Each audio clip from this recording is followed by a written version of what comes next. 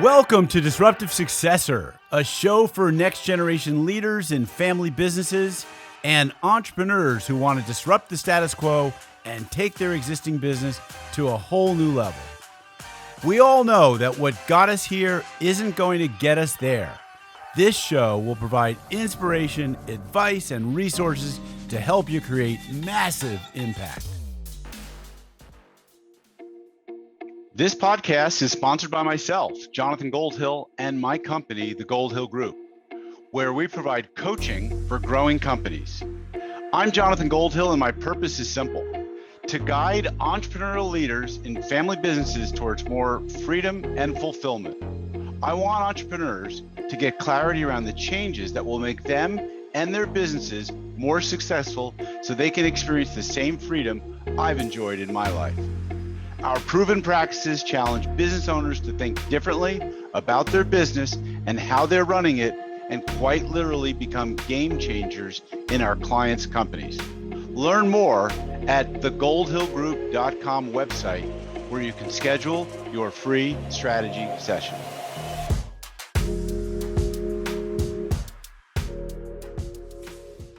Hi, it's Jonathan Goldhill, and welcome back to another episode of the Disruptive Successor Show. My guest today, Robert Balentine, is passionate about helping people who are building wealth to also build a meaningful legacy, one that extends across multiple generations of the family.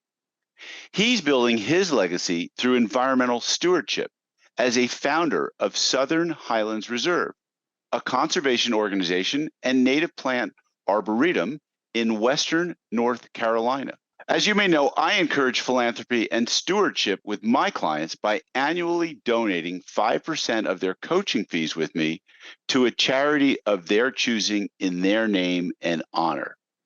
Robert Balentine is the chairman of Balentine, the Atlanta-based wealth management firm where he oversees more than $6 billion in client assets for individuals, family offices, and institutions.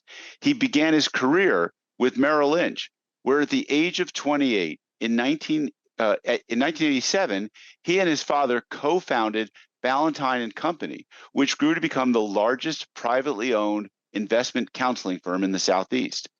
In 2002, the firm was acquired by Wilmington Trust Company, where Robert served as chairman and CEO of Wilmington Trust Investment Management. In 2009, he returned to his entrepreneurial roots, forming Balentine LLC as an independent wealth management firm. He is the author of First Generation Wealth, 3 Enduring Principles for Wealth, Family, and Legacy, which was released in 2021.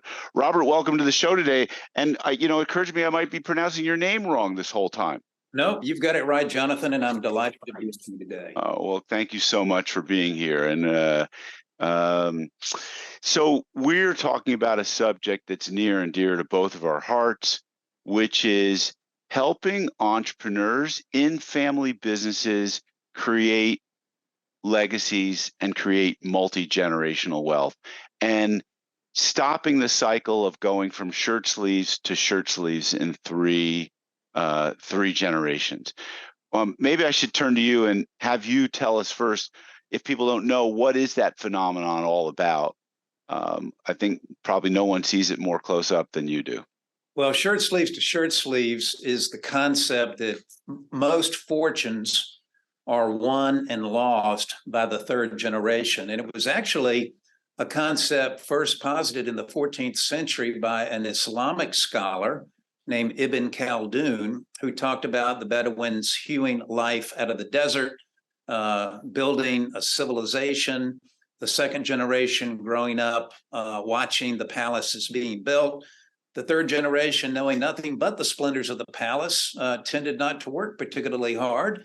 And all of a sudden, warring tribes took over and they were back on the desert again. And it's not just a concept that we hear about in America, where the first generation wealth creator builds the business, the second generation typically enjoys it, and the third generation is left with having to start over again. It exists in virtually every culture on earth. And why does it have to be this way, do you think? What do you think what's the root cause of the second and third generation just frittering away the wealth? that was created by the preceding generations? Well, I think it starts in part by the first generation wealth creator wanting their children and grandchildren to have it better than they did. We've grown up hearing stories about granddad walking a mile through the snow to catch the bus to go to school in the morning. The second generation talks about the carpool. The third generation is delivered by a chauffeur. But as parents, it's very important that we fight the tendency to give our children everything without teaching them financial stewardship. You know, Warren Buffett says you want to give your children enough that they can do anything, but not so much that they can do nothing. And he lived by that as well. I mean, I think I read the book written by Warren's son, which talked about inheriting maybe $1 million just so that he had some of his basic needs taken care of. And I think his son went off to run one of the foundations that the Buffett family set up. But Warren did not lavish his kids with a lot of money, and he didn't lavish himself like that either. It was pretty unique. You're right. And Peter, actually, who's a wonderful guitarist, by the way, I understand, talks a lot about that. But it's hard in families to teach children at an early age the value of a dollar, the joy that comes from earning a living. And as an advisor to wealthy families for the last 40 years, I've seen this play out time and time again. I will say it doesn't have to be that way. Mm-hmm. And I think there are practical steps that business owners, particularly families, can take to teach stewardship and to give their children a good financial education, but also to understand what can be done with great wealth that's not punitive. It doesn't have to be a life where one is resigned to living off the dole, but to be able to use the resources that forebears create for philanthropic impact or to create jobs or build upon what was there. It's really interesting when I added this pledge to give back annually to my clients, where I took 5% of their coaching fees and I donated it to an organization of their choosing. And it's interesting to find out which of my clients really like that and really appreciate it and lean into it, and others that just couldn't be fazed by it, don't pay attention to it, they ignore it. It's believe it or not, I'm only able to give away about 50% of what I've committed to at the end of the year, because some of the clients left and don't even care or don't even respond. Maybe they're done with me. I don't know. But so my clients typically, Robert, are the next generation leaders. And these are, a lot of them grew up in the family business. If it was a construction business, they rode around in the truck with their dad. If it was a manufacturing business, they came to work and they counted maybe parts or pieces, or became a delivery driver. And a lot of them then grew up and said, there's a better way to run this business, and there's a bigger business here. There's a bigger opportunity, and they became what I call disruptive successors, because they saw an opportunity to leverage technology, or to improve the product or service, or expand to other geographic markets, or to make a bigger name, because they still had that hunger. And I've yet to see into the third, fourth, fifth generation the opportunity to work with those clients to see where what they're struggling with. I presume that your clients are either the wealth creators from the first generation or the inheritors after multiple generations. Tell us a little bit about what your experience is, and what the mindset, or what the profile of someone who comes to work with you is. Well, I would say, first of all, most of our clients are business owners. They're people that have taken a risk, they've seized an opportunity, and they have decided to seek their fortune in commerce. And they understand the struggles, they understand how to discern between the business of the family and the family business. And most of them are similar to what Tom Stanley wrote about 30 years ago in his book, The Millionaire Next Door. They're married to the same person. They drive an old car. They're not living conspicuous lives of consumption. They're people that genuinely don't even consider themselves wealthy. And oftentimes, when the company that they've poured their life into 10, 20, 30, 40 years later is sold, and they wake up and see a bunch of zeros in their piggy bank, it's really only then that they realize that they were wealthy, or that they are wealthy, because all of a sudden they're liquid. But in many instances, we're working with second and third generation family businesses who are trying to take the company that dad or granddad or grandmother or mom built and grow it and take it to the next level, like you've talked about. The challenge for the founder, and you've heard the term founder syndrome a lot, is, are they willing to let go of their baby? Are they willing to empower the second and third generation and give gentle guidance and counsel, but not try to run the company all the way into the grave? And that requires seeing the world through the next generation's eyes. That's one of the three principles that we talk about in our book, First Generation Wealth, is the necessity for founders to look through the next generation's eyes, because what was important to you may not be as important to your children. Do you have actual like exercises or processes or conversations that maybe they're recurring of how to get the founder to look through the next generation's eyes? We do, and that's really kind of part of the curriculum that we've put together for family meetings. But I'll say, Jonathan, the first thing that's required is for mom and dad to be aligned. We've seen so often where parents have different approaches to how they want to parent the children about money. And often it's the attitude that, you know, my dad didn't give me a dime. I had to work for everything that I had. And we're not going to, you know, I've given you a good name and a good education, and that's all I'm going to do. And then maybe the other parent is a little bit more sympathetic, saying, my goodness, Jonathan, we've got all this wealth. Why don't we help them with a down payment on the house? Or why don't we send the children to school? And parents have to be aligned. But part of the exercises that we go through are to try to teach the family that there's a difference between the family business and the business of the family.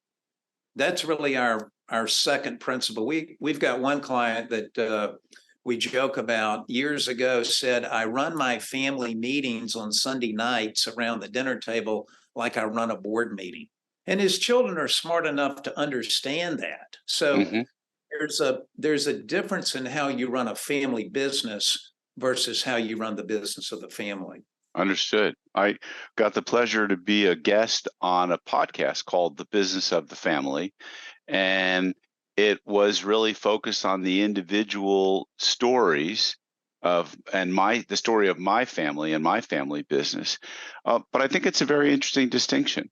So do you think that most of your clients who are looking at the family business look at it the way an entrepreneur in a corporation who's trying to grow the business and looking at roles and responsibilities and maybe job titles and accountability and treating people, calling people by first names, no moms and dads, it's Robert and Jonathan, or or Robert and Sue, or whatever? I mean, is that what you find? We find that often, and it's not necessarily what you want to find in a family, because one of the key differences, of course, in your family is you're not going to fire non-performers. They're right. part of your family. And good family communication is just as important as good business communication.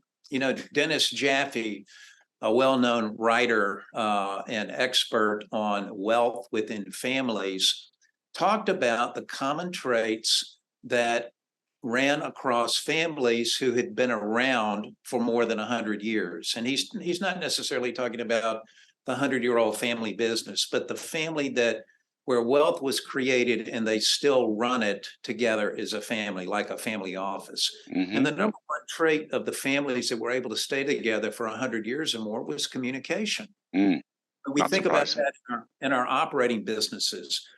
We think about it in a marriage. I mean, two people can have enormous problems communicating, but being transparent and being prescriptive about roles and rules and regulations with a gentle overall parental love and insight is really important to have healthy, functioning financial families. Mm-hmm. So I don't know how things are in Atlanta, but in Los Angeles, what I see as a common theme, if it's a multi-generational business, is they've sold the operating business and they're now basically in the real estate business. And so they own a bunch of whatever, industrial, commercial, real estate, and the family office is around managing that real estate. Do you see the same phenomenon in Atlanta? First is my question. And we do real estate specifically because Atlanta has largely been a real estate driven economy, but okay. Our clients are national. They tend to be focused in the Southeast with our offices in North Carolina and our offices in Georgia. But what we see often is where you have multiple family members who are joined together economically, who have different goals. Years ago, I read a wonderful paper in an estate planning conference called Children in a Rowboat. And it talked about how matriarchs and patriarchs often put their children in this metaphorical rowboat. It might be a trust or a commingled family asset. And all the children want to row in a different direction. You know, maybe the daughter is passionate about growing the operating business, or maybe the son wants to expand the real estate empire and continue to reinvest money, while one of the other siblings might want distributions. I'm thinking of a third generation family business that we've worked with for the last 18 years, where the second generation dad had put control of the company in a trust for his two children. His son, that he was getting ready to name CEO, wanted to plow the profits of the business back to grow it and expand it. The daughter was a violin teacher married to a high school football coach, and she wanted the distributions in order to be able to afford a little bit better lifestyle. So we structured a way for the company to be recapitalized, put some debt on the balance sheet so that the son was able to buy out his sister. So he's now got control of the operating company. The daughter has a portfolio that she is free to invest and benefit from the income, and they're happy at Thanksgiving. That's a good story. I could imagine there are situations where there aren't the funds or the profitability to buy the other out. The family business comes on hard times, and you've got some members who are not involved in the business at all, and some who are very involved. It creates quite a bit of conflict and tension. I imagine you see some of those cases as well. It does. But remember, your sibling relationships are your longest lived relationships. Mm-hmm. I mean, you're with your brother or sister longer than you're going to be with your parents. And oftentimes, parents leave conflict resolution to the attorney reading the will after they're gone. I'll share a quick story with you. A client of ours, very successful entrepreneur, went through a transition event. The company was acquired by a private equity firm, and he had become liquid. And in his estate plan, he had a daughter with a chronic illness that he knew was going to need a lot of medical care, and was pretty responsible. He had a son who was a bit of a philanderer, and he decided that he was going to leave more money to the daughter than to the son in his estate plan. And he said, when I questioned him about this, don't you want to explain this to your children so they're not left wondering, as the attorney reads the will, what the intent was? And he said, no, I'm going to let them find out about it after I'm gone. You can't put off difficult conversations. Right. And I was so pleased that he called me at the end of last year before the holidays to say that he had sat down with his daughter and son and explained to them that this daughter had a medical condition. He thought that she might need nursing care around the clock for a long, long period of time. And that's why he had decided to leave more of his money for her care. And the son completely understood that. So there's a difference between fair and equal. And a lot Yes. of people in family businesses, they think about, I've got three children, a third, a third, a third. But what about the difference between what's fair versus what's equal? And we spend a lot of time in family meetings counseling families how to think through that. I imagine some of these family meetings involve children who are using drugs or living irresponsible lives of some sort. And that becomes a difficult conversation of a different sort, doesn't it? Well, it does. And, fortunately, that's why we have trusts and things that are able to protect people who have addiction issues and who have other issues whose marriages may not turn out well. But it's important for parents not to weaponize money. Yeah. I've seen Explain what you mean by that. Well, it's, Jonathan, if you do this, if you do that, you're going to inherit X amount of money. And I'm going to attempt to control your behavior through money I either give you or I withhold from you. And that's a tendency that actually we see quite often. It's not necessarily if you marry her, I'm going to disinherit you, or if you take my grandchildren to New York. I'm laughing as I'm saying this because my oldest daughter moved 4 of my grandchildren to New York with her husband, and we're excited for them. If you do this, I'm going to find a way to be punitive financially. Mm-hmm. And I think that's why, it's important that if you're helping your children financially, don't attach a lot of strings. Right. Good stuff.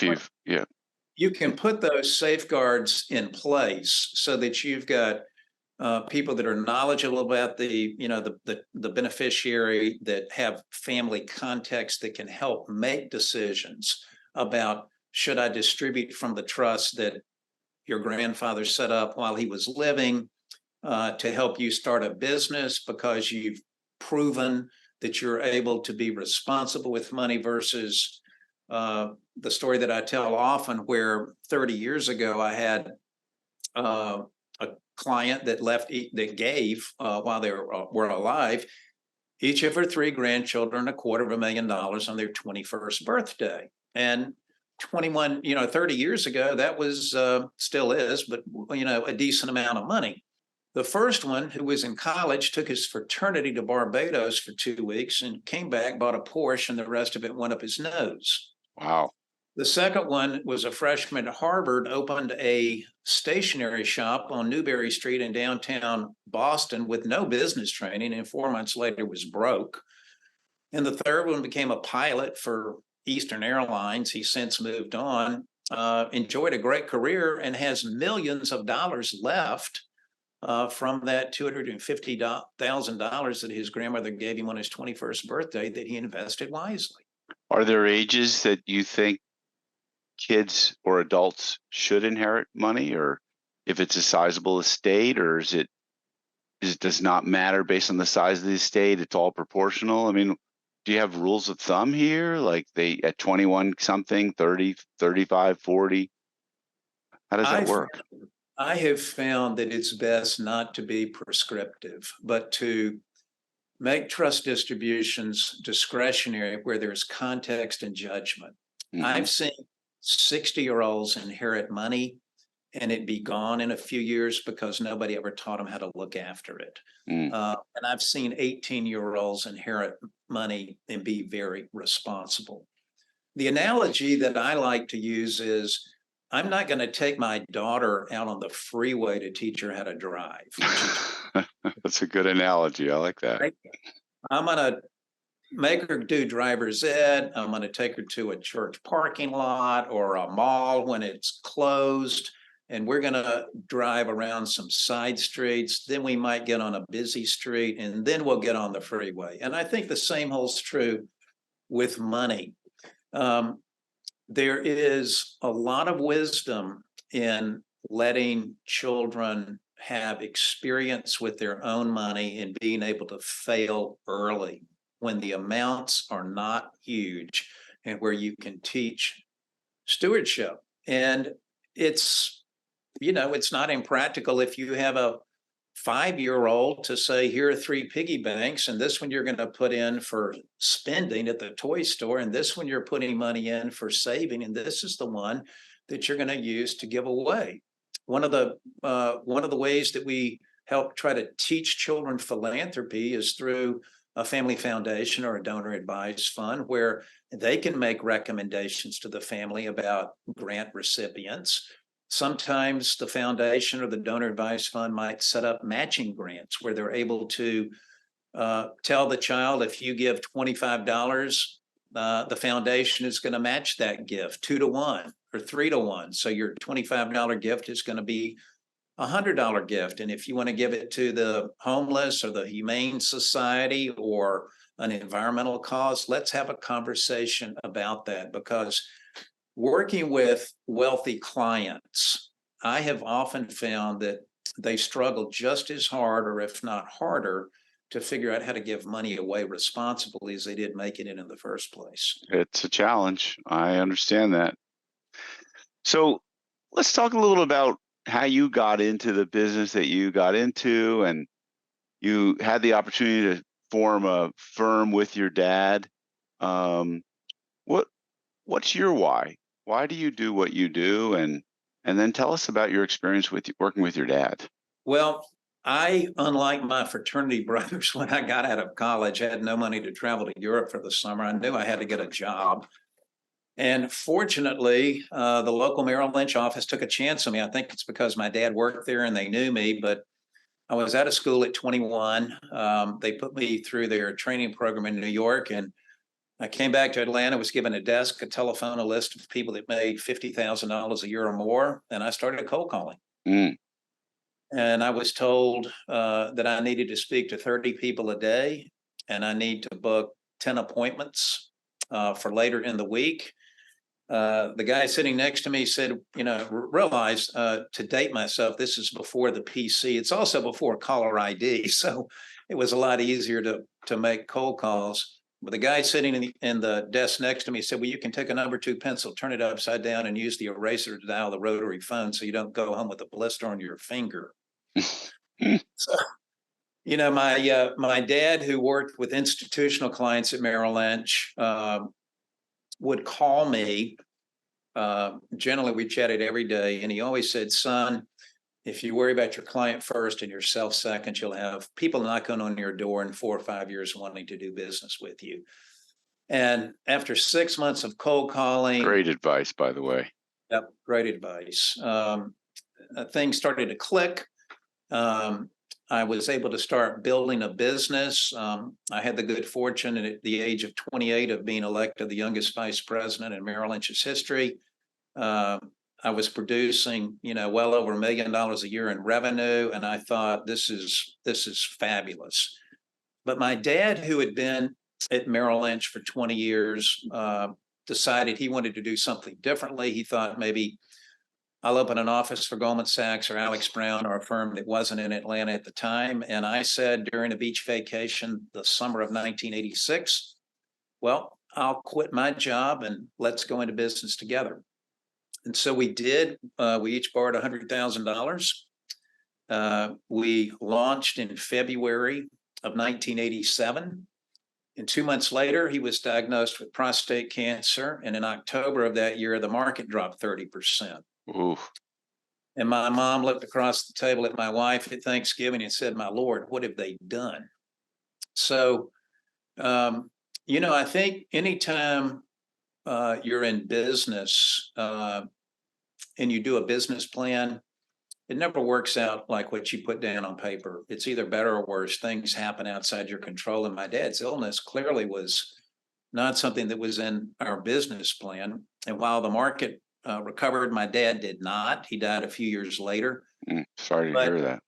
you asked me what it was like working with him. It was pure, unmitigated joy. Wow. He was my best friend. He was my dad, my business mentor. We started the company 50-50. And, 7 years after he died, Balentine and Company had become the largest investment counseling firm in the South. We had about $4 billion under management. Wilmington Trust came along and paid us north of $100 million for the company. And I think my dad would be super proud if he knew that the company that he and I started became what it did. But my journey as part of a publicly traded company taught me an important lesson, Jonathan, and that's that you can't change the culture of an organization unless you're the leader.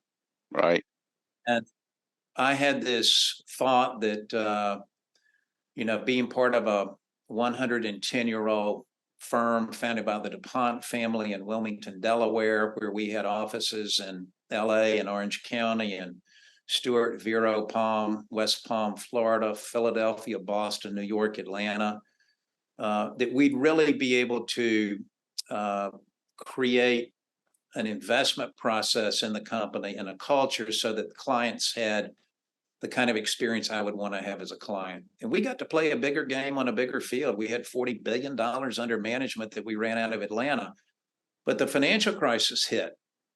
And all of a sudden, that company, which was a $6 billion market cap, started to go down the tubes. And 2 years after 17 of us left to restart Balentine as an independent company, it was sold over the weekend by the FDIC for $296 million. And I think about that a lot because, I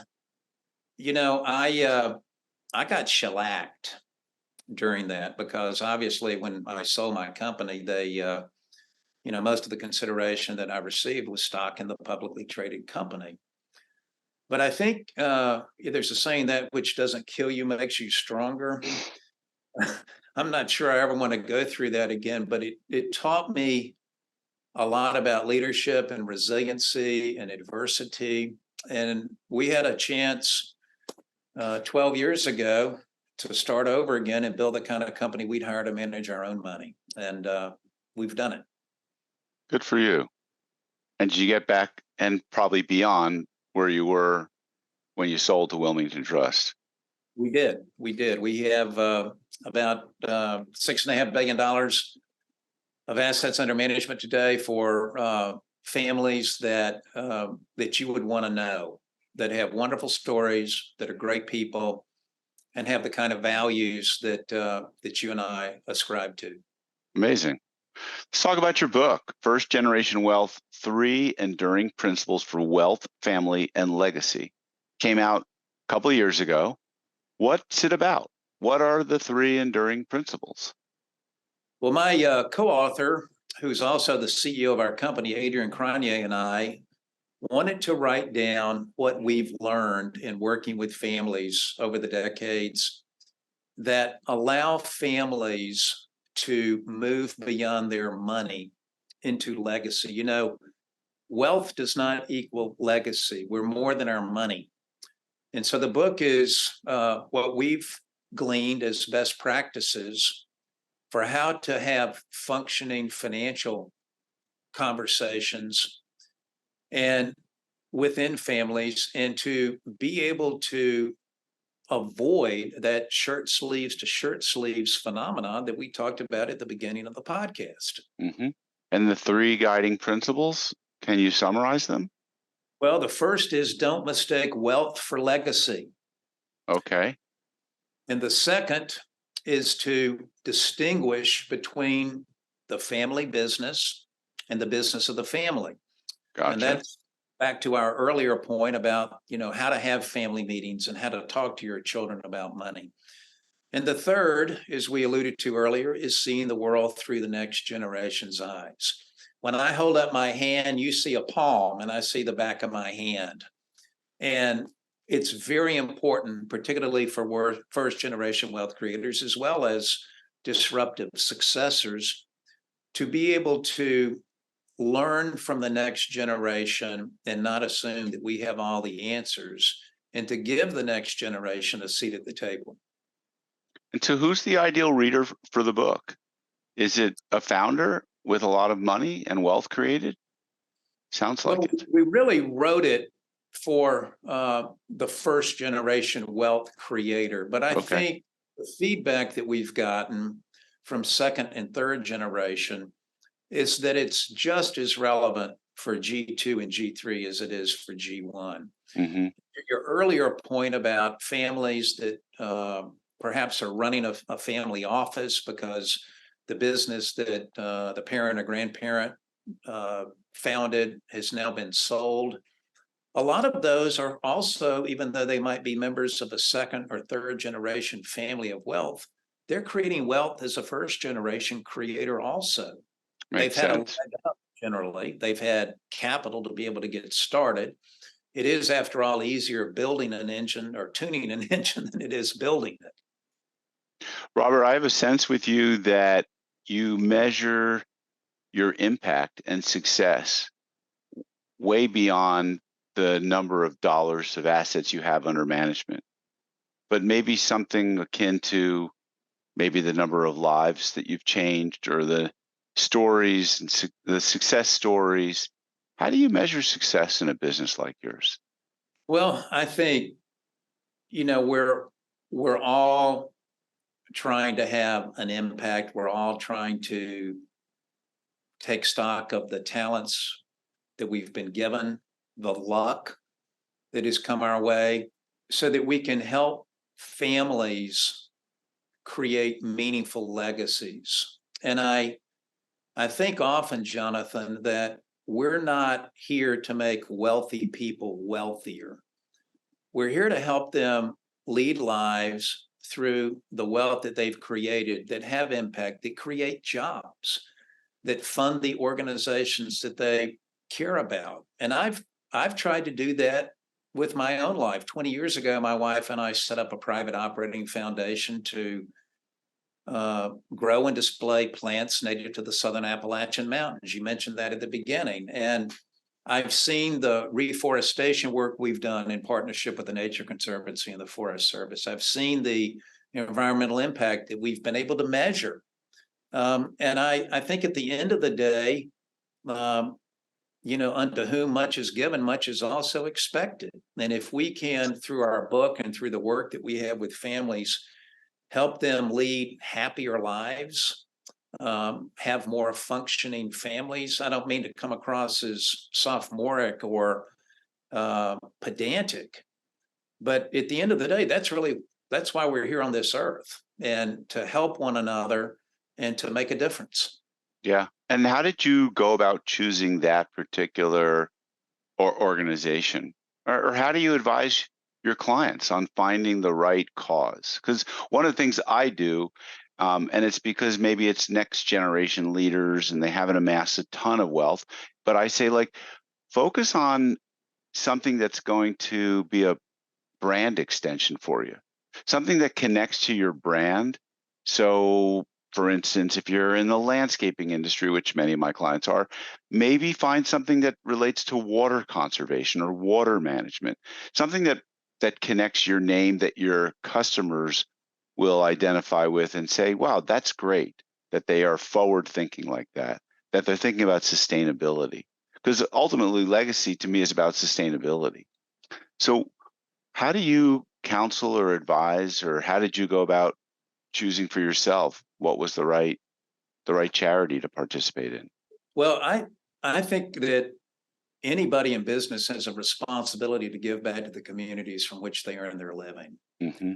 But it's got to be done in a way that feels natural and not contrived. I mean, for me, I grew up as a Boy Scout. I was an Eagle Scout. I hiked. I enjoyed being outside. Environmental stewardship's always been important to me. And so the foundation that we set up 20 years ago was really focused on that, because it was something that I came to naturally, was part of how I grew up. Other people You might have a particular interest in the arts or in human service. I think it needs to be intentional and it needs to be sincere. I have seen so many people in the business community get involved in organizations because they think it's, quote, good for business. Yeah. That's not what we're talking about, though, here.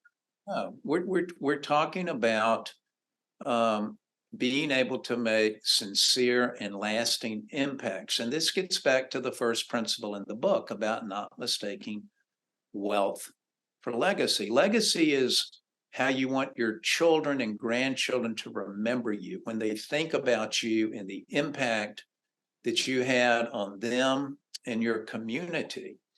And I've found people of great wealth or even modest wealth, they're looking for more. Wealth, as I said earlier, doesn't necessarily bring happiness. Having money is nice if you have food, clothing, and shelter, but sometimes having a lot of money is crippling. And I've worked with so many families that are, wealthy or far beyond what I could imagine, who feel guilty, who feel like the only reason I'm wealthy is because some dead ancestor figured out a patent or started a company or something. And, I don't feel worthy. They have this sense of inadequacy. And it doesn't need to be that. If we can take the assets with which we've been blessed and channel them in a productive fashion, that's what's going to create that internal happiness. It's not the toys that we can buy or the places we can go or the jets we can travel on. It's really, how am I affecting my family and my community? Robert, this has been fabulous talking to you. I think that your wisdom falls on my ears very nicely, and I'm sure your clients enjoy listening to what you have to say and learn a lot. And I'm hoping that the listeners of our show, that some of what you've shared will land with them as well, and that they'll take stock of how they're organizing their lives and their wealth and the impact that they can make with their wealth. So is there something, a couple of concluding thoughts or questions, is there something that you would tell a disruptive successor who's on the path to accumulating and scaling their business? Any advice that you would give them? I would say, don't be in a hurry. Enjoy the journey, not necessarily the destination. And focus on your faith and focus on your family before you focus on your business. And communicate in a clear, transparent way so that you are soliciting input from others. And we live in an information society, but information is not knowledge, and knowledge is not wisdom. So make a conscious effort to find the wise nuggets that you can pass along to your children and grandchildren. Sounds good. Thank you so much. And is there a final thing, an offer, a call to action, a way that you'd like people to reach out to you if they want more information, or getting your book? I'm delighted for folks to reach out via LinkedIn or my email, which is rbalentine@balentine.com, and that's BALENTINE. And I'm delighted to send a copy of the book that Adrian and I wrote if somebody wants to get in touch. Sounds good. Thank you so much. Thank All you, right, John. folks, you know the drill. If you like this show, please share it with others. Give us a great review on your listening podcast app of choice, and stay tuned for future episodes. This podcast is sponsored by myself, Jonathan Goldhill, and my company, the Goldhill Group, where we provide coaching for growing companies. I'm Jonathan Goldhill, and my purpose is simple: to guide entrepreneurial leaders in family businesses towards more freedom and fulfillment. I want entrepreneurs to get clarity around the changes that will make them and their businesses more successful so they can experience the same freedom I've enjoyed in my life. Our proven practices challenge business owners to think differently about their business and how they're running it, and quite literally become game changers in our clients' companies. Learn more at thegoldhillgroup.com website, where you can schedule your free strategy session.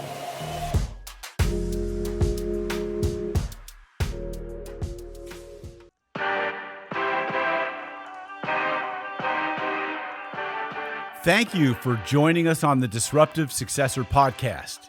If you enjoyed today's episode, please subscribe, review, and share with a friend who would benefit from the message. If you're interested in picking up a copy of my book, Disruptive Successor, go to disruptivesuccessor.com.